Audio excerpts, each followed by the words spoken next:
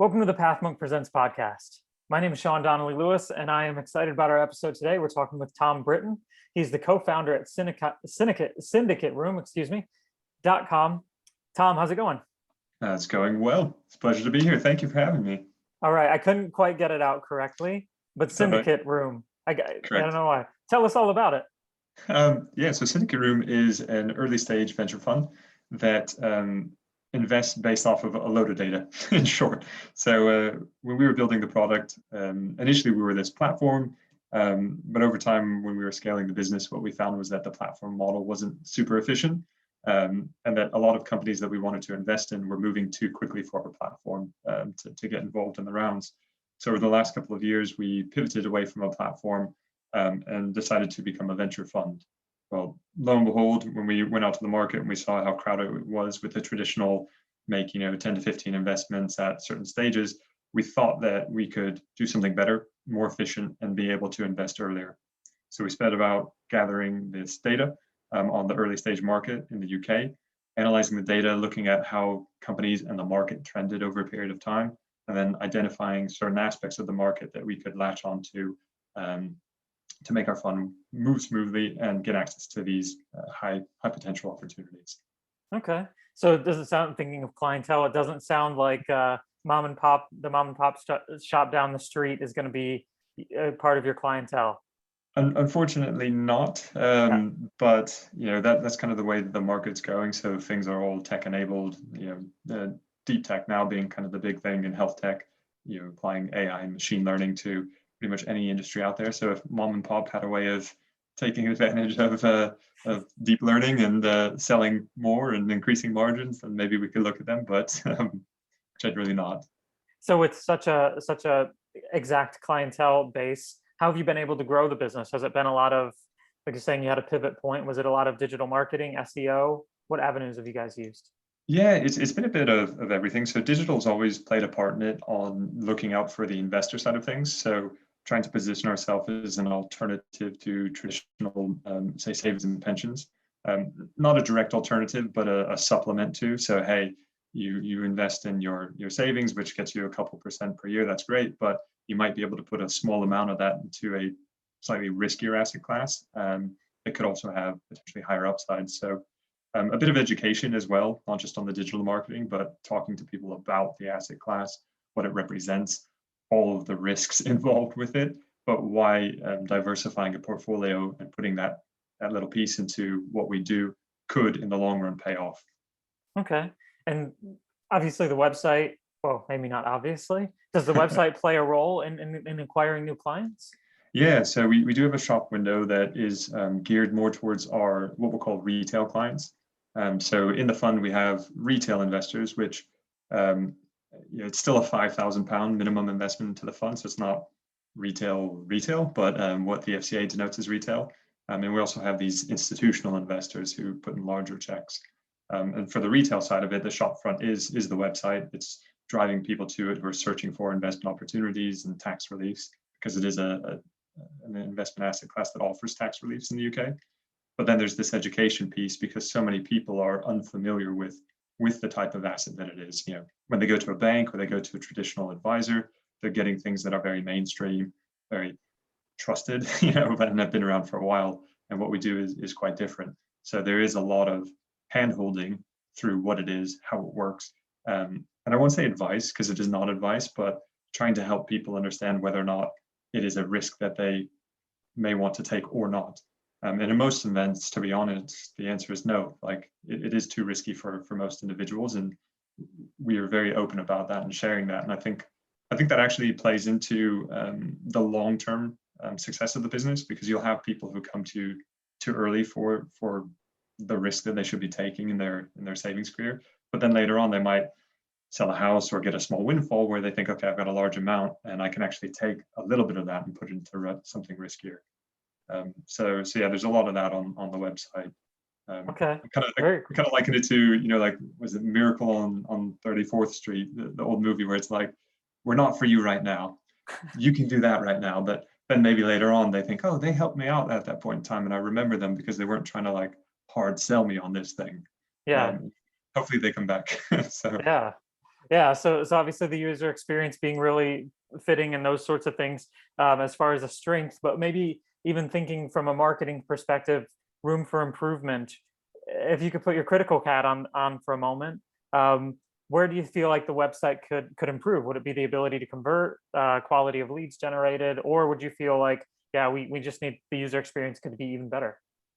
I think a little bit of everything, to be honest, with my critical hat on. So, because it's such a niche product, and it does take quite a bit of understanding to get people comfortable with what it actually is and how risky it is.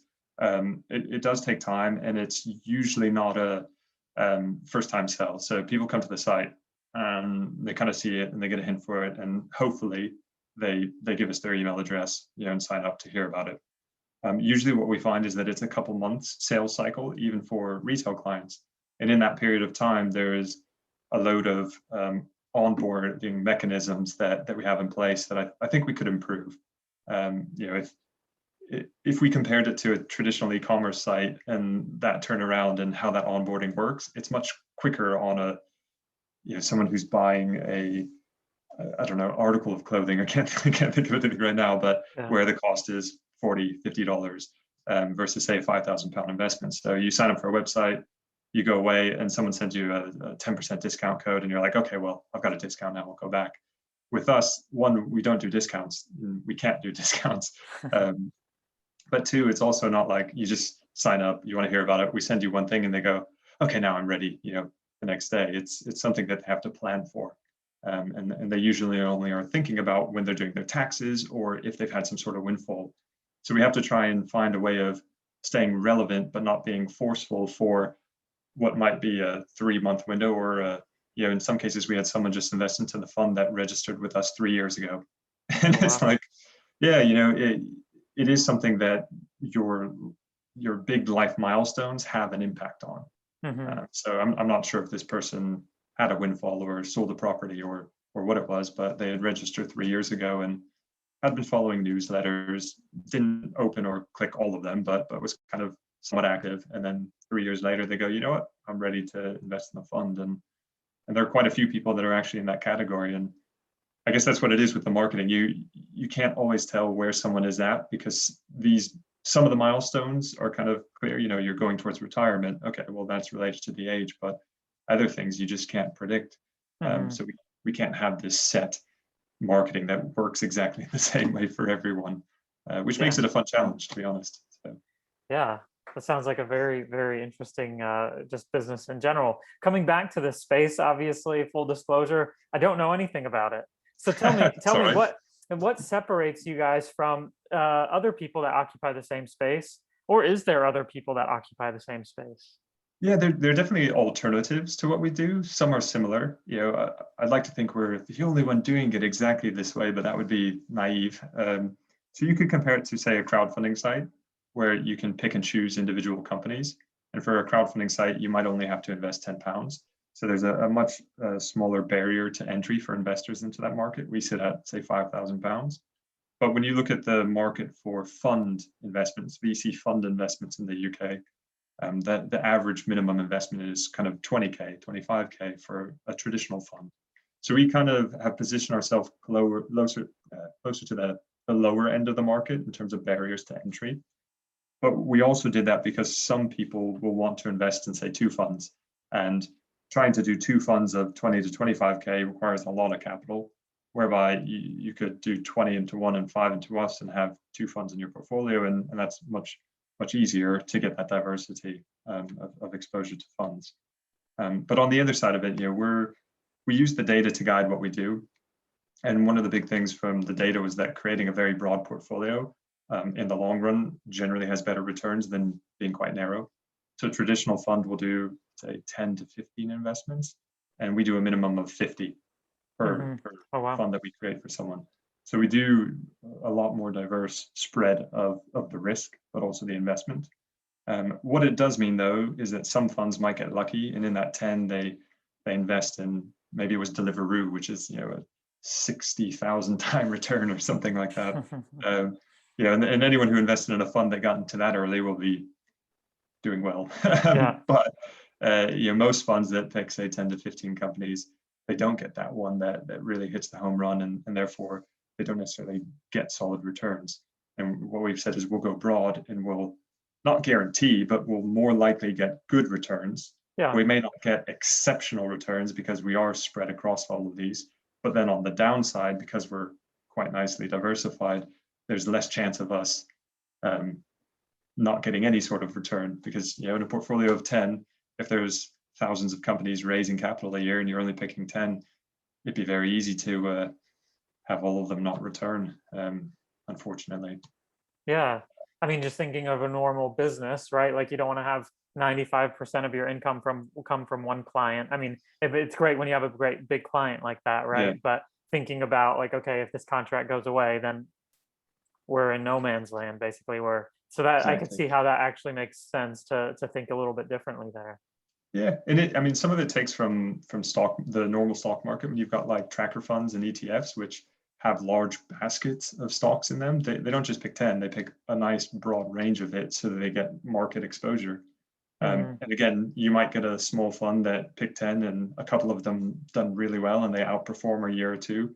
But in the long run, that fund that's kind of tracking the market is going to outperform the one that's only picking 10, because there will be years when they get it wrong, and the downs in that year will hit them pretty hard. Yeah. So thinking about the way that we've kind of had this broad approach to the podcast so far, but a little bit more structurally, how are sales and marketing structured, or how is the business structured in general? Yeah, so we're a small team. We're only about 12 people, and in a way, we're all salesmen or salespeople, better said. Yeah. So like in answering the call, many people will answer the phone and they can answer questions to both the companies we work with and the investors on what we do. So it's a very broad-ranging sales team, but from a marketing perspective, we're a small team that focuses primarily on that retail client because they make up most of our investors. And then for the institutional clients, it's a much longer term sale and general process that it takes to get, say, a bank or government institute to come on board.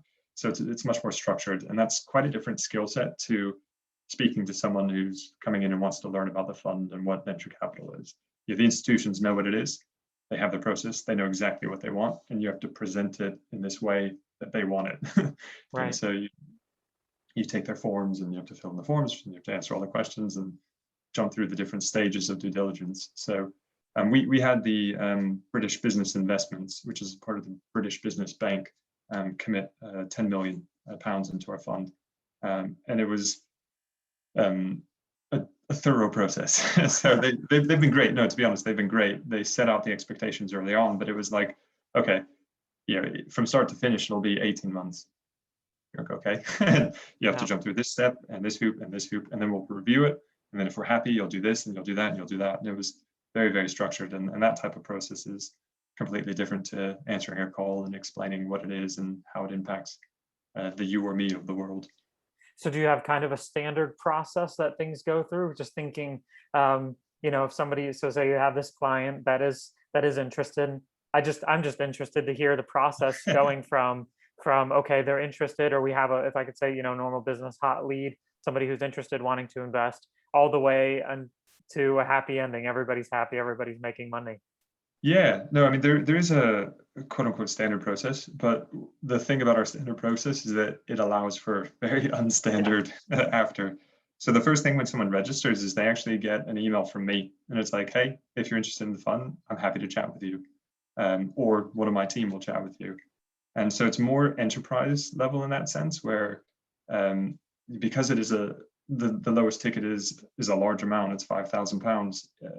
It's not something that we feel we should just try and push completely digitally and without a human interaction. Mm-hmm. So oftentimes it'll be someone just wants a quick call to make sure we're real, and they've read about it, they think it's interesting, they want to make sure that we are people at the end of it, not just some business operation. We even had one person who ended up investing a fair amount who wanted to come visit us to make sure we had an office and we were real business. This sounds really good. I really like this model of fund. It's different to what I've seen, but I want to make sure you are who you say you are. So he came into the office and had a chat with us and a coffee, and Yeah. we like that personal touch. Yeah. I'd love to have thousands and thousands of people invest, but that's not our model. We can operate on several hundred investing in the fund per year, and that's sufficient for us to hopefully be successful. So yeah, much more enterprise level approach to it. Very cool. Just want to switch gears here for a second and talk about you as a leader. Tom, what kind of content do you consume to help educate yourself and grow as a person and as a professional? Quite a mix. So I'm like many people, I listen to a lot of podcasts on trends in the industry, but I also try and change it up. So to listen to something completely different, like I've recently started an allotment. So I'm reading about gardening and farming, which is just such a different lens on life and Yeah. how you approach it. I do the business book, so about half of what I read is probably somewhat business oriented, whether or not it's marketing or leadership or not. So recently read Sir Alex Ferguson's book on leadership, which is fantastic. Then on the marketing side, I went through The Curve and talking about social engagement and such, which was interesting. Some things will apply to us, but it was very much more focused on like the lower end of the retail market, or the more consumer focused end of the retail market, as opposed to our niche thing. But definitely lessons to be learned there.